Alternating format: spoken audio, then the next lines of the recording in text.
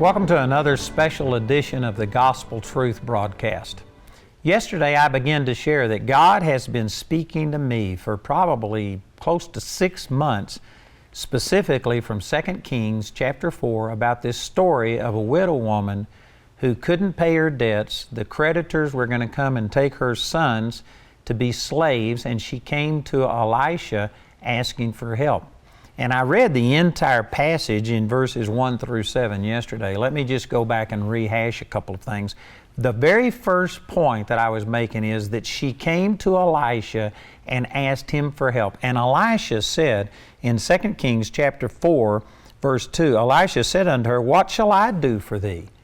And you know, we don't have the benefit of hearing the inflection of his voice. We can see what he said, but we don't have the inflection of his voice to know what he was really meaning. But I believe that what he was doing, he was redirecting this woman's attention or faith back towards God and away from himself. In other words, he refused to be her source. And this is so important. God has really spoken to me through this, that as a minister, you know, I could meet the needs of, 50 or 100 people if somebody was in desperate situation, but I can't meet the needs of millions of people that God has blessed me to be able to speak to over television. It's not my place to meet the needs of people. My place, my call and anointing is not to give you a fish, but to teach you how to fish. And so this is the main point that I made on my program yesterday, that Elisha refused to be this woman's source. Instead, he pointed her back to God and tried to get her to believe in God.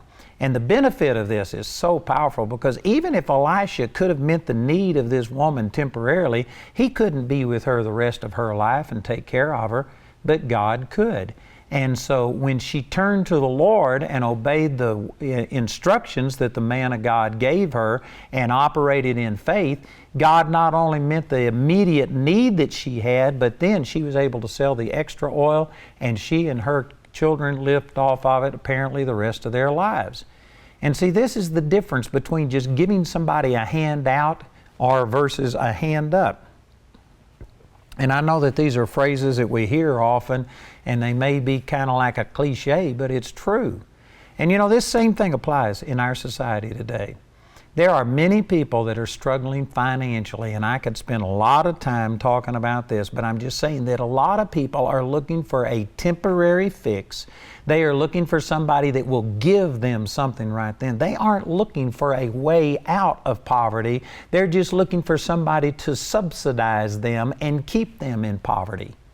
And I'm telling you, this is what has happened. You know, in our political system in the United States, there is one party that just throws a lot of money at all of the poverty stuff, and yet it hadn't changed things. You know, if you were to go back to Lyndon Baines Johnson when he declared war on poverty and issued in the Great Society, I don't have these figures in front of me right now, but I have heard the figures, and the poverty, the number of people, the percentage of people that were in poverty back in, I guess that would have been the 60s or early 70s, when Johnson declared war on poverty, the percentage of people that were in poverty then were much less than the percentage of people that are in poverty now. And it's not because the government hasn't thrown huge amounts of money at them, but it's this principle right here, that they are looking to men. They limit themselves to government. They wait on people to support them. There are women that will actually get pregnant just so that they can get child support, and that's probably the wrong term, but they get paid so much money per child if they have a child and they're a single parent. And there are people who do that so that they can get money and indulge their lifestyle. And they maybe get some money from the government, but it is going to guarantee that you stay in poverty as long as you are looking at these government programs to support you. Now again, am I saying that we never help people that are in trouble? No, that's not what I'm saying. But just giving money to a poor person is not helping them. I know that there's many people that get upset, but see, I see this right here.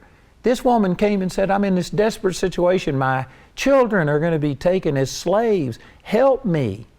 You know, if somebody came to me like that, And I said, well, here, you go believe God. I'm going to give you a word and you do this and God will prosper you. God will supernaturally help you. I'm not going to pull out my wallet and just pay for you. If I was to do that, I can guarantee you there's people watching this program right now who would criticize me.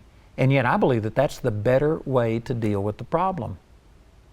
Man, that's awesome. God is your source. That's what I dealt with all yesterday on our program.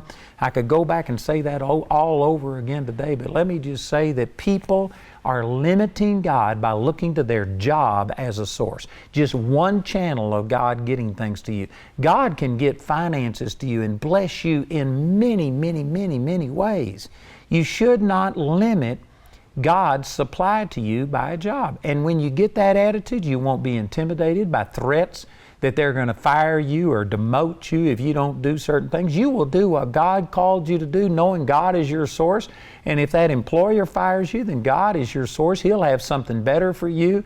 It'll work out to your advantage. I've seen that happen hundreds and hundreds and hundreds of times with people who have put God first. So that's the very first thing that I pointed out. And then he turned her attention away from him meeting her need, and he says, what do you have in your hand?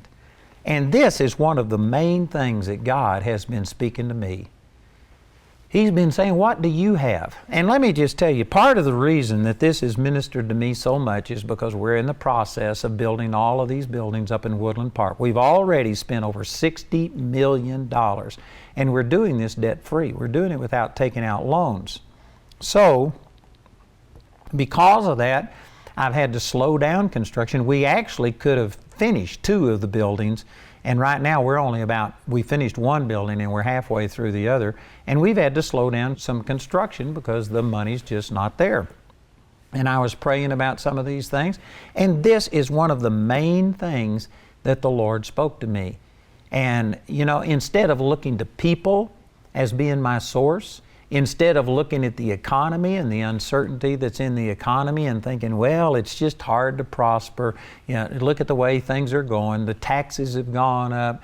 Obamacare has made everybody pay more. And instead of looking at these things in the natural and just thinking, that, well, we're just going to have to live here, God was speaking to me and He says, what do you have in your hand? In other words, you've got a way to prosper. You've got a way to see all of this come to pass. And so I've been praying and I was saying, God, what do I have in my hand? And one of the things I did, I went to my management staff and I shared with them this passage of Scripture, and I said, God is telling me that we've got things that we can do that will generate response and income that we aren't taking advantage of. And the Lord just spoke to me that we've got to go back and reevaluate, what do we have in our hands? And I could spend probably 2 or 3 days telling you the things that happened, but my management staff went out, prayed about this for a week, and came back, and they came back with things that I didn't even realize. My IT department came back and realized that we are paying megabucks. I mean hundreds of thousands of dollars to other people to write programs and to do things. And it's costing us a lot of money to sustain this ministry. I have over 500 employees, and we are on television and radio stations that reach a potential of 3.2 billion people. And because of it, it just takes a huge computing effort to keep up with everything. And we're paying hundreds of thousands of dollars. Our original company that we went with, it took us $500,000 just to buy in to this service, and then we have a monthly maintenance fee that we pay. Well, one of the things that they came back with, we now have people on staff who graduated from MIT and who are able to write any program that we are paying other people service for. And actually, we can do it better because they're making a generic program that applies to, just all kinds of businesses. We could tailor make one for ourselves. We could save hundreds, maybe, maybe $1 million or more if we were to bring this all back in-house. Plus, we could take these programs that we are writing specifically for ministries and start making them available to other ministries. I could name you 2 or 3 ministries that I know of right now that are with the exact same company that we are with, and it is functional, but one of them, again, I'm not going to mention their names, but they were supposed to have a 3 or 4 month transfer or transition into this thing, and it's taken them over a year, and it has been like pulling teeth. And even though it's working, because it is not geared specifically for their ministry, they're having to adapt, and it's a problem. We can take this, not only save ourselves money, but then we could start providing this service to other ministries, minister to them at a better level than they've ever been ministered to before, and it would be a revenue stream for us. I tell you, I'm excited about this. This could make the difference of anywhere from $1 to $2 million over a relatively short period of time of income right there, something that we have in our hand. They also came up, I could, like I said, spend a couple of days showing you all of these things, but we've got things. We've got 25 or so healing testimonies that even though I play those on television every once in a while and they've ministered to people, they have a life that is far beyond what we've used. So we came up with an idea of how to use those we're going to go on secular television and do things and start reaching out to people. And I believe people are going to be born again, healed, delivered. It's going to make a huge difference. We had another idea come up about my books. And some of our books, we advertise them for a brief period of time, but then after that, they just kind of sit there dormant. And some of the ideas where we've got all of this teaching available in books, and we need to relaunch this. We need to start using social media. We've now developed a social media thing where some of our posts have had over 1 million views, and just on and on and on. I could go on. And they came up with all of these things that we have that could increase ministry, touch people's lives, and ultimately would bless the ministry. So this is something that the Lord has been speaking to me, and we're still in the process. We're just now getting some of these things implemented. But for the last 6 months or so, I have been asking myself and my staff this exact same thing. What do we have that we aren't fully utilizing? And so I've personalized this. I've applied it to my ministry. But the reason that I'm making these television programs is because I'm seeing the benefit that this is having for me and for my ministry. And the Lord just spoke to me and He says, this is true of every single person who watches you on television. It's true of every one of your partners. Every single person has things in their hand that they just don't realize the potential. They're looking at the need, and the need is so big, they think, what do I have that could meet that need? But you've got seeds. You can take an acorn, and an acorn is small and it doesn't look like much. But if you plant that, it turns into this huge oak tree.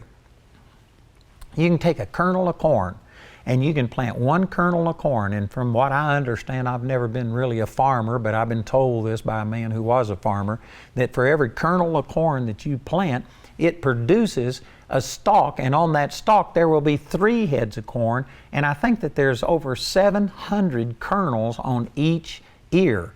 And so that would be that'd be over 2,100 kernels of corn for every one that you plant.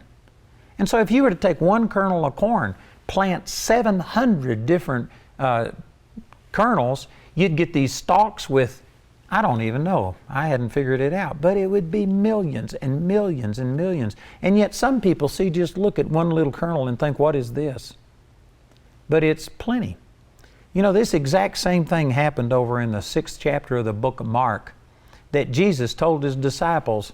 He says, the people are hungry, and they said, well, where could we get enough money to feed all of these people? Immediately, they looked at their own resources. They just looked at, in their wallets, and we don't have enough money.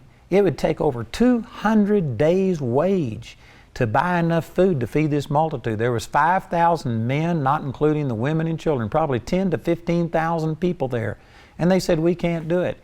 And so the Lord says, what do you have? Go and see. And they came back with one little boy's lunch. It had 5 small loaves and 2 fish.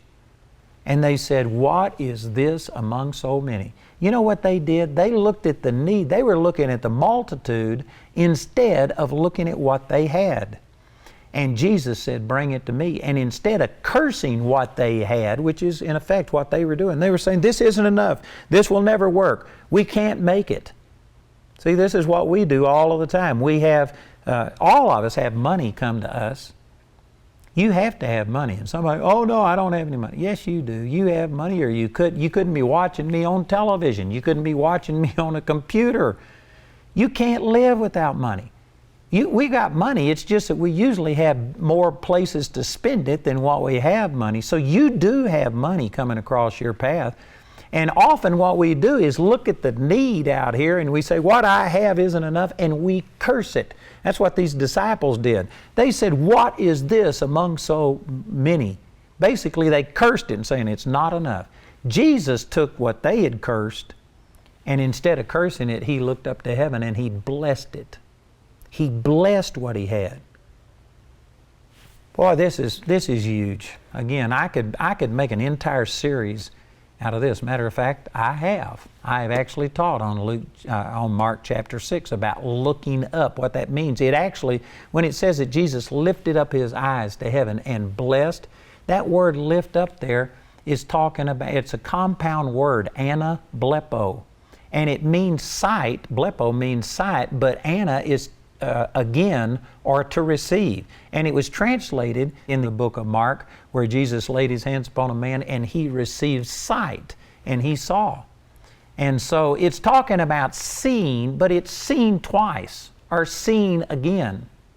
And what the significance of this is, he looked past just the physical things that he had, and he looked past this to God to see what God could do with it. When it says he lifted up his eyes, that's not talking about just, moving his head. It's talking about that he saw past the physical and the limitations that were on him in the physical, and he was looking into the spiritual and seeing that little is much when God is in it. And because of it, he blessed it, and that little tiny bit of food not only fed the 10 or 15,000 people that were there, but they took up the fragments that were left over, and there was more left over than they had to start with. And this is what God has been saying to me, and I believe that this is what God is saying to you, that there are many of you that are in need, and you are looking maybe to the wrong thing. Some people are looking to the lottery and looking to the lottery as their source. There's some people that are looking to the government as their source. They're looking to a job as their source. They're going to a friend or to a family member and asking them for help. And I'm telling you, God should be your source. And some of you think, but I don't have anything. You do have something. You need to take a portion of what you're giving, or what you have, and you need to give it. Go back to this illustration about a kernel of corn. If you were hungry, the temptation would be to eat that entire ear of corn and try and satisfy your immediate need. But look at it this way. If all you had was one ear of corn, eating that entire ear of corn is not going to keep you from starving. It may help, it may satisfy you for a brief period of time, but it's not going to be your total source. And if that's so, well, then you ought to save a few of those kernels and go plant them. And somebody says, plant them? Man, it could be 7 months, 8 months, 10 months before I'm able to reap a harvest. See, again, that's short-term thinking, and that's one of the things that I see in this, that this woman was just wanting to get her debt paid, but God was wanting to go far beyond her debt to deal with her poverty for the rest of her life and to take care of her. God isn't about just giving you enough to get you through this day. God wants you to lift up your eyes, look beyond just the physical, temporary things that you're dealing with, and look into the future. He's wanting to provide for you, and if you don't get out of this short-term thinking, trying to just get over the hump that you're in right now, and if you don't start planning for the future, if you eat all of the kernels that are on that ear of corn, you're going to be hungry again. But if you could just take a few of them and plant a few, let's say take a dozen of those kernels and plant them, did you know what? In 7 months or 10 months, whatever it is, you would have a stalk with 3 ears on each stalk, with over 700 kernels on each ear. And man, you take a few of those and plant them, and within 2 or 3 cycles like this, you could be rolling in the dough. You could be selling your produce. You could be making it.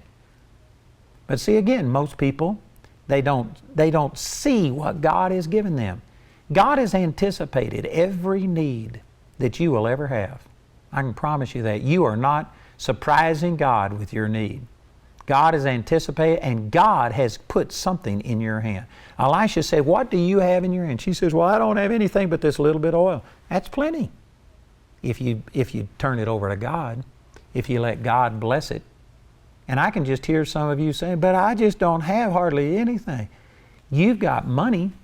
And you know what? If you would start planning a little bit of that money, if you would start giving, and I know some of you watching this program do, but I know that the vast majority of people watching this program do not give on a consistent, deliberate basis. And somebody says, "How do you know that?" Because I've read a lot of surveys, I've dealt with a lot of people, and I can just tell you, I went and actually checked this out, and we have 250,000 people that my ministry mails to on a monthly basis. Some of it is email, some of it is snail mail. But we have 250,000 people that we mail to, and out of those, there's only 32,000 who are partners. Now, some of those others, that approximately 220,000 people, they may be partner with someplace else, and that's fine. They don't have to partner with me. But again, I've dealt with so many people that I just know the statistics say that there's less than 20% of Christians who tithe or give on a regular basis. And I see that there's less than 13% of my mailing list who give on a regular basis. And I know that's true of people watching this program. And I'm telling you that what you're doing, you're eating all of your seed. God says that He gives seed to the sower. And yes, you have to eat, and so yes, you have to use a portion of it, but I am encouraging every one of you that God has put money in your hand, and you must, take some of it and plant it. And if you don't, you're going to wind up just living from hand to mouth and never getting out of that cycle that you're in. You need to do what God was instructing this woman to do and quit cursing the little that she had, and instead take a portion of it and start pouring it out. You need to start giving. And as you give, then it multiplies. Whatever you keep, it will not multiply. But the portion that you give, it multiplies. It never leaves your life. It just enters into your future where it grows and multiplies and comes back to you on every wave.